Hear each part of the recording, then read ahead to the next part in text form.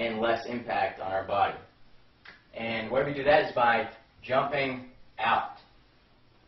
Because if you still jump, you still have a timid jump, and then you go straight down, all that force is still going into your body. If you do a roll, it might help a little bit, but I mean, really, there's nowhere to distribute all that downward force. You can't distribute it across a roll that well. So what we want to do is jump out. The downward force will then be distributed long ways across our roll. Okay, so I hope that explains kind of the physics behind it. And now let's go into the steps of showing you how to do the roll. Alright, so unfortunately it's raining outside, but it's really not that big of a deal. As long as you have an open area with soft ground, you can still work on your roll. Okay, first I want to go over a few key points to remember when doing the roll. And the first thing is, you always want to have your legs about shoulder width apart and parallel with each other when you're doing high impact drops. Because you want your body to act with its natural movements, and when you don't do this, when you have them too wide or you have them split, you're putting too much pressure on certain joints and certain muscles, and this will lead to injury. Okay, the second point I want to talk about is you want to always land on the balls of your feet. You never want to land on the heels, because when you land on the heels, your body will act like a board, a stiff board, and all that pressure, momentum will go into your back and into your body. When you land your balls of your feet, your body will act like a spring and absorb that momentum and then transfer it. Third key point is that we're always rolling diagonally across our back from one shoulder to the opposite hip. That way we avoid hitting our head, and we also avoid rolling over our spine. Another key point, the fourth key point, is that you never want your legs to go below 90 degrees. When they go below 90 degrees, you're absorbing too much with your body, and you won't have enough room to perform the roll, and also you're putting too much pressure on your knee joints. So for the first step of the parkour roll, we're just going to be going over the motion. And there are 4 ways you can do this. There's the tabletop, the arm thread, the split leg, and the Ryan doorway. These are all different ways you can build into the form. So just try each of them out and find the one that's easiest for you. Okay, so now we're on to the fun stuff. This is where I'm actually going to show you the steps into the roll. There's a few different ways you can start off. The way I started off is I was in what they call tabletop position. That means my knees were on the ground and my hands were placed on the ground. So, sideways view. Okay, so from the tabletop position, the way I learned is what you want to do with your hands is make a diamond on the opposite side of the shoulder you're tucking in. So I like to roll over my right shoulder. So I'm going to make a diamond with my hands and place it to the left side of my body, or the left side. And then what you'll do is you'll slowly bend this arm down. You'll collapse your right arm to the right elbow, like so. And as you do that, you're then going to move it inside, like this, and then you'll roll over the top of your right shoulder. Now you don't want to slam your shoulder into the ground. You want to tuck it in so you roll over the top of it. So hand and diamond, place on the ground, drop that elbow, move your arm under, and kick over. And as you kick over, your left leg will be tucked as well as your right leg when you're tucking and rolling.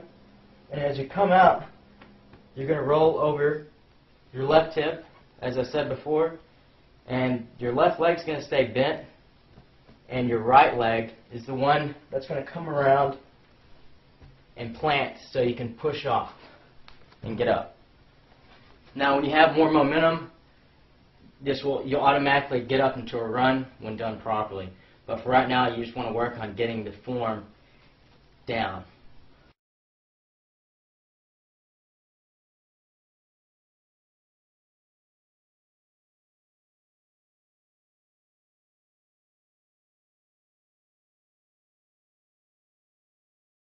Okay, the next form of the parkour roll that you can start off with is doing the exact same position. You're on a tabletop, And this is just easier for people who are having problems with that motion. It really gets your body coordinated in rolling diagonally over your back. And an easy way to do that is, instead of making a diamond, you'll just take your right arm and you're going to put it in between your armpit, right here.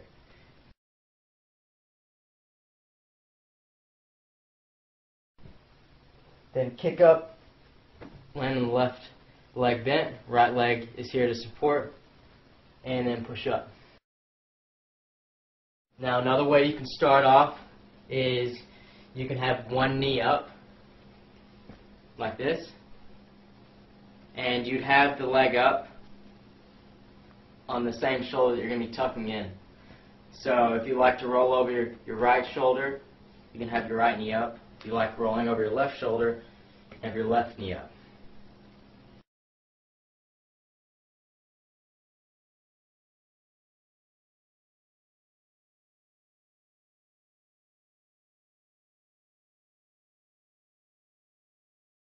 He's the only person I've really seen teach it this way.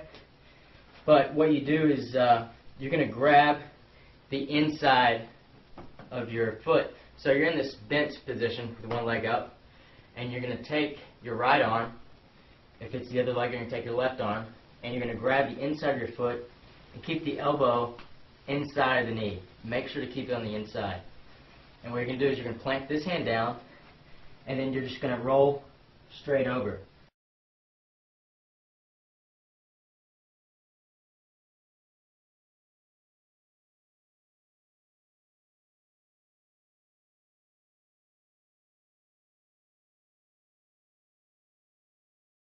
Okay, now that you've practiced that, and hopefully you've gotten it down pretty well, it's time to go on to the next step.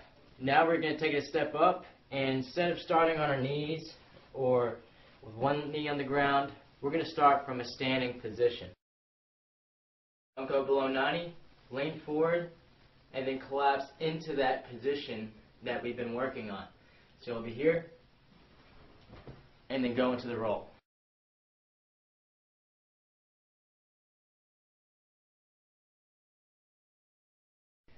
Okay, so that's the first one. Now the second one is that some people like to do. They find it easier. It's kind of like the split leg one where one knee's on the ground. Except this time you're going to be standing up and you're going to take a step and then you're going to go into it.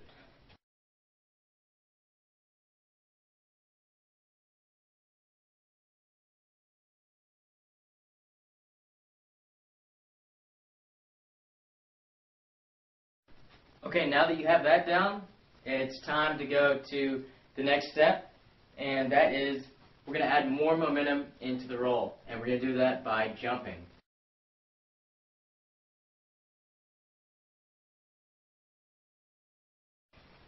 Now for this, you're definitely going to want to have your legs straight together like you will be if you're having to jump off something high.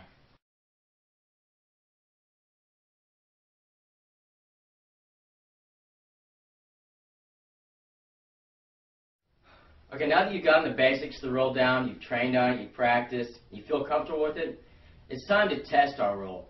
And the way we do this is by moving from soft surface to a harder surface. So move it to concrete or hardwood floor.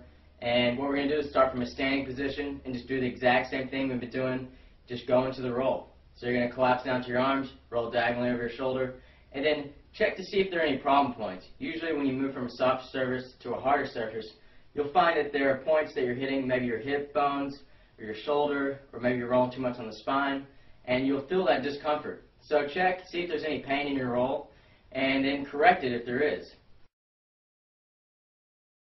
Okay, now that you got the basics down and you've tested out your roll, it's time to move on to the advanced technique. Now you want to start using this after you've tested it out and you've built up to about 6 feet or so. When you get to about 6 feet or higher, you want to start using this technique. I learned this from a Levi Muhlenberg tutorial, and it goes like this. It's called reverse blocking. And with this move, it's just like doing a round off to backflip, that same type of blocking, except for the opposite. So instead of blocking for height, you're blocking for distance. That means when you jump off to do a roll, you're going to angle your body forward, and when you hit the ground, you're going to perform an almost diving motion out. What this will elongate your roll, and you will distribute more downward force across this roll.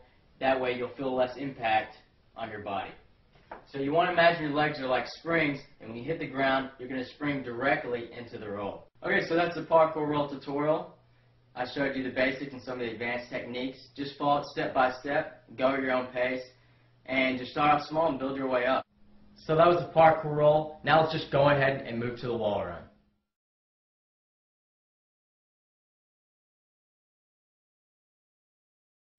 Now we're about to go over the wall run, and the wall run is definitely one of my favorite moves, just because one, of how essential it is in parkour, and two, how cool it is to actually be able to go and run up one-story buildings. I mean, once you learn this move, you'll be able to run up 8-foot walls like that. And if you get the move down really well, then you can get walls as high as twice your height. So it's definitely a really cool move, and once you're running up walls and it becomes really easy, it's just a lot of fun to do. So let's just go over the basic principles behind the wall run and how to do it, because you'll realize how simple the wall run really is, and you'll be able to do it pretty easily once we go over these things. Alright, so what the wall run is you're going to be hitting off the wall and going up a wall or a building, and some people think you're actually going to run vertically up the wall, and that's not what it is. It's really just a jump from the ground, then a jump off the wall, then grabbing up on top of the wall and going up. So this is what it will look like. You're going to jump from here, plant a foot on the wall, and then jump again up. So basically you're transferring momentum going this way into an upward direction after you hit the wall. So one of the main principles I want to talk about is